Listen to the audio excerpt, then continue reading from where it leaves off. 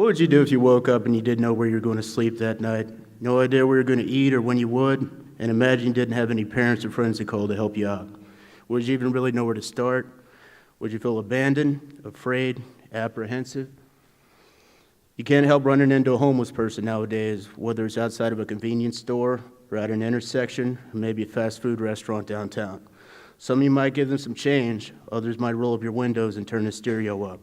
I think it's very easy to get jaded about seeing homeless people living in the city. It reminds me of a quote from the movie Liar Liar with Jim Carrey, in which a homeless person asks him for change when he's walking into a courthouse, to which he replies, "I just want to get to my car to office without being confronted by the decay of Western society." I worked at Little Rock Compassion Center for over 2 years and was homeless due to my own poor life decisions for quite a while. I've experienced the daily struggle of being homeless and witnessed firsthand the brutality, depravity, and desperation you come across living on the streets. I blame absolutely nobody but myself for my predicament. It was all for me. Fortunately for me, there are places people can turn, and one of them, which I'm very grateful to have discovered, is the Little Rock Compassion Center, LRCC for short. So today I'm going to inform you on LRCC, their history, programs they offer, and the various services they offer the homeless and impoverished of Little Rock. First, let's look at the history of LRCC. According to my interview with Rosemary Holloway, Little Rock Compassion Center was founded in October of 1998 at 4210 Asher Avenue by Pastor William Holloway and his wife, Miss Rosemary Holloway. The building purchase was funded by the sale of some of their personal property, along with donations from various benefactors. The original building could house 20 people on beds, but had the capacity to house about 80 at times on mats. The clients received meals and showers upon check-in. As word got out about the center, more and more people came. The building served its purpose, but space became an issue. In 2000, they acquired a much larger building and moved the main shelter to its current location at 3618 West Roosevelt. That allowed them to turn the Asher location into a women's facility. The new location was an abandoned Salvation Army building, which was bought with cash by contributions from donators. The location came equipped with a warehouse and thrift store, which brought more revenue into the shelter. Little Rock Compassion Center is a nonprofit organization that receives no government funding whatsoever. Now let's look at some of the programs they offer. Speaking from my experience, when coming into the center for the first time, you meet with a social worker who gives you an orientation in this issue and coming up with a plan. There are several programs, all provided free of charge. If you're looking for a job, they have the Work Search Program, in which you go out every day, fill out 3 applications and submit them, and have an employer sign a form to return to the social worker to verify you're seeking employment.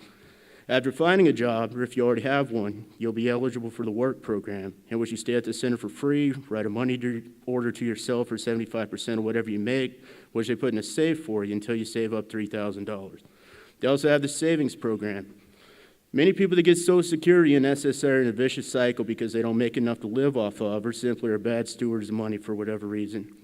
The Savings Program allows these people to stay at the center and follow the guidelines of the Work Program in regards to saving 75% of their income until they have enough to get a place or housing comes through. They also have a medical program in which a person who has had a serious injury and otherwise would not have anywhere to heal up can stay until they have recuperated enough to function normally again. Some people don't have a problem finding a job. They have a problem keeping one and keeping away from drugs and alcohol. For those people, they offer an 8-month in-house Christian 12-step program. During this time, they attend meetings every day as well as Bible studies.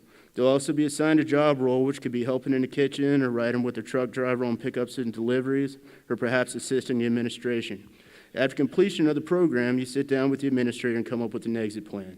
Some people go into the Work Program. Some decide they're not quite ready and go into the extended program. Some become interns at the shelter, and in some cases, they're hired on and become staff. Needless to say, when you graduate, you have quite a few options. Now let's look at some of the services LRCC provides.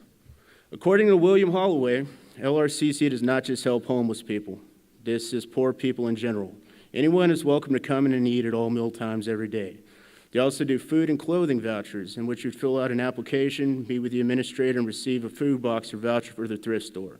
By appointment, you can fill out for a furniture voucher and receive furniture for your house or apartment free of charge.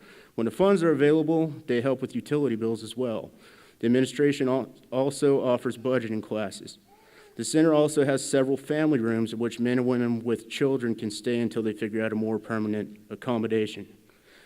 Above all, Little Rock Compassion Center is a church. You don't have to be a Christian to stay there or use their services, but they firmly believe that God called them to establish and maintain LRCC. So LRCC has church services anyone can attend Sundays and Wednesdays. So today I've informed you on Little Rock Compassion Center, given you a brief history, and told you about some of the services and programs they offer. Being homeless is not fun, and honestly, most people don't become homeless because they made the right decisions. But it most certainly isn't the end of the road. I couldn't have done it alone, and I have no clue where I'd be if it wasn't for the goodwill of perfect strangers that donate money every month, or the volunteers that come in and serve meals and donate their time. I had a lot of help and support, and I thank God every day that places like Little Rock Compassion Center exist and are still going strong after 21 years.